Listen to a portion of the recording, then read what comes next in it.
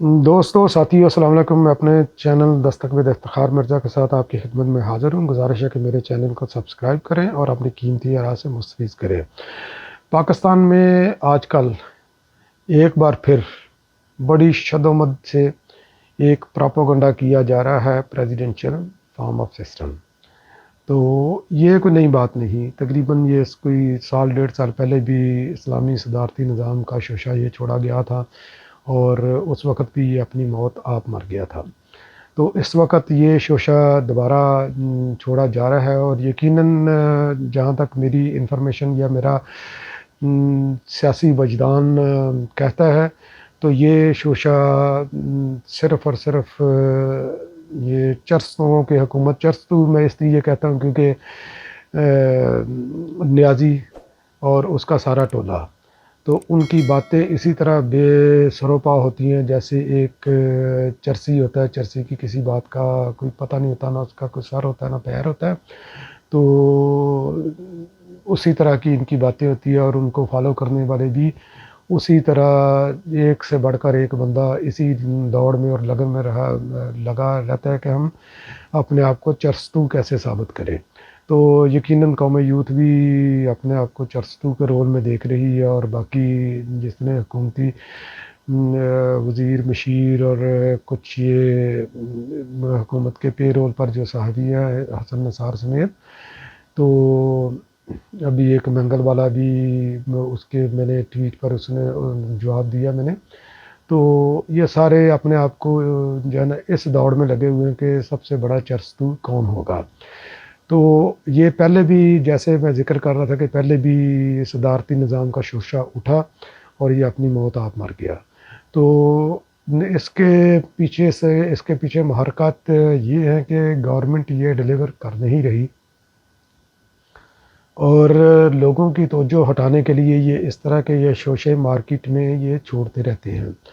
اور اس وقت بھی چونکہ گورنمنٹ کافی انڈر پریشر ہے، ایک طرف پاکستان پیپلز پارٹی نے اپنے احتجاجی پروگرام میں تیزی وہ لے کر آئے ہیں، وہ گزشتہ تقریباً کوئی 4-5 ماہ سے حکومت کے خلاف مسلسل آپ کو عوام میں نظر آ رہے ہیں، اور اس کے علاوہ یہ ابھی ٹریکٹر ٹرالی مارچ انہوں نے جو 21 جنوری کو اناؤنس کیا ہے، لانگ مارچ انہوں نے 27 فروری کو کیا ہے، اور نہ صرف پاکستان پیپلز پارٹی بلکہ پی ڈی ایم نے بھی ریئلائز یہ کر لیا ہے کہ پاکستان پیپل پارٹی اور بلاول بھٹو کا سٹینڈ جو ان ہاؤس چینج والا جو سٹینڈ تھا وہ سٹینڈ ہی درست سٹینڈ تھا، اور تقریباً کوئی 10-11 مہینے ضائع کرنے کے بعد تو ابھی وہ بھی اس طرف کام کر رہے ہیں۔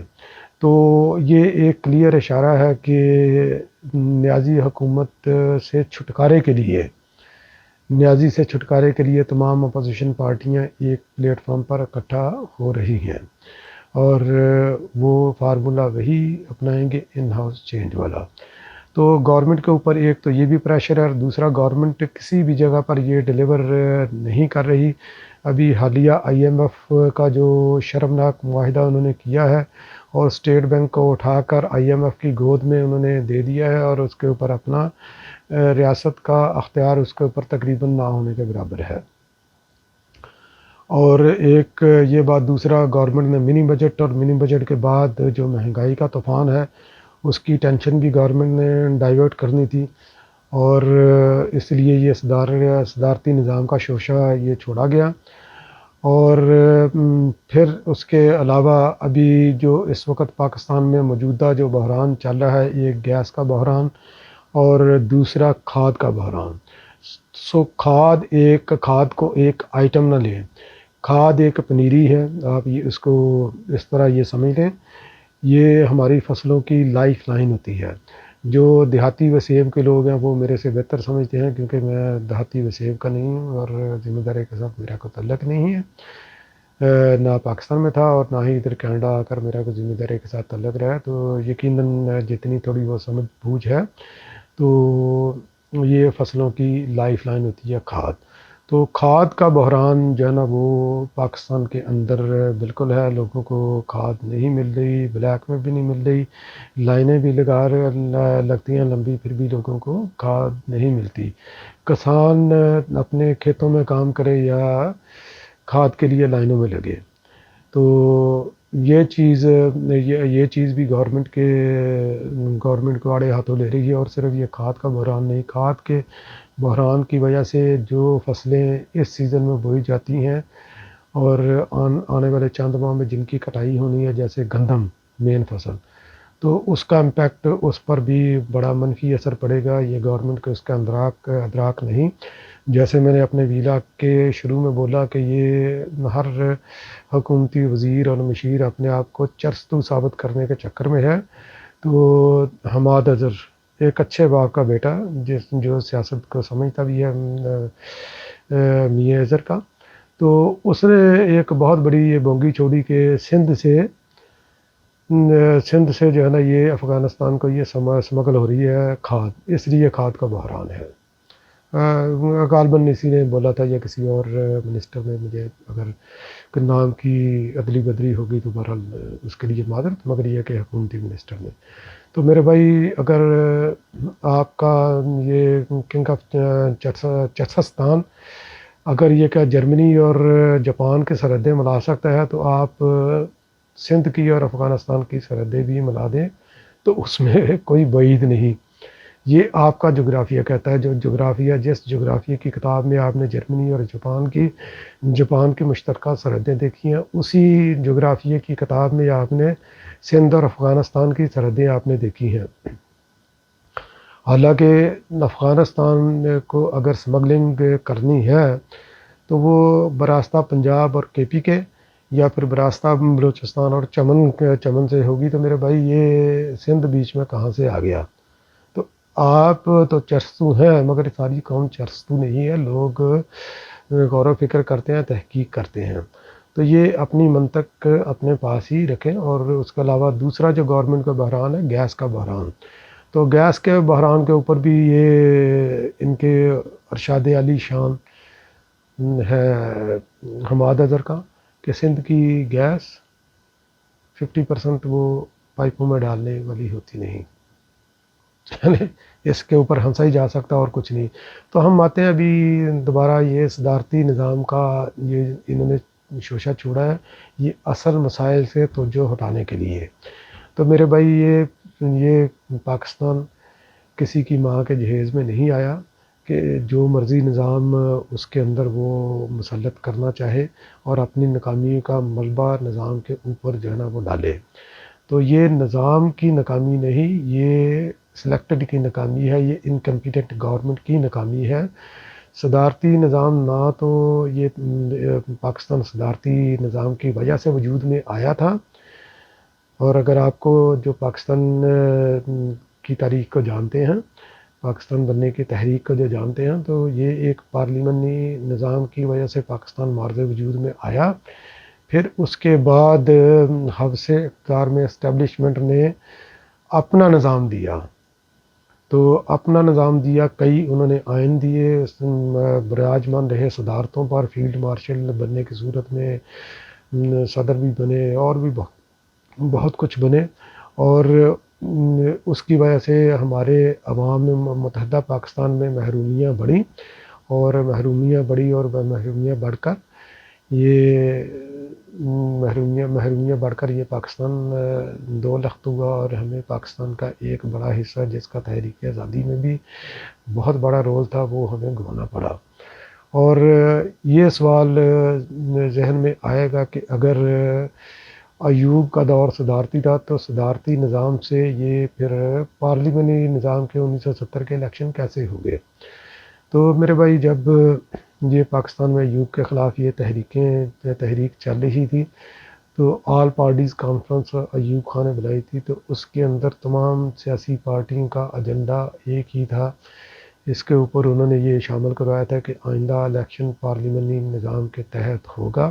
تو اس لیے یہ ایگزیکٹو آرڈر جو تھا وہ آل پارٹیز کانفرنس کا، اس کی روح سے یہ پاکستان میں یہ چیز یہ ہوئی. اور صدارتی نظام میں سب سے بڑا نقصان ہمارا ملک ٹوٹا صدارتی نظام کی وجہ سے، حوث اقتدار کی وجہ سے. اس کے علاوہ جتنے بھی دریا ہم نے، چاہے وہ ایوب نے دیے یا ضیاء نے دیے، تو وہ ہم نے صدارتی نظاموں میں ہی دیے. اور انٹرنیشنل اسٹیبلشمنٹ کو جو ڈیموکریسی کو لوگ سمجھتے ہیں اور نظام کو سمجھتے ہیں کہ پارلیمنٹری نظام اور پریزیڈنشل فارم آف گورنمنٹ یا بادشاہت یا آمریت یا فرعونیت وغیرہ میں کیا فرق ہے، تو پارلیمنٹری نظام جو ہے نا یہ زیادہ پرو پبلک ہوتا ہے. اور جب انٹرنیشنل ریلیشن ہمارے اسٹیبلش ہوتے ہیں تو کسی ملک کا، کسی اسٹیٹ کا کے مفادات کا تحفظ پارلیمنٹری نظام کے ذریعے ہی ممکن ہے. تو جیسے آپ زیادہ دور نہ جائیں، تو اگر آپ دیکھیں کہ اگر ضیاء کا دور دیکھیں تو ضیاء کا دور یہ امریکہ کی امریکہ کی اور رشیا کی جنگ تھی، تو جس کی وہ بیٹل فیلڈ تھا افغانستان.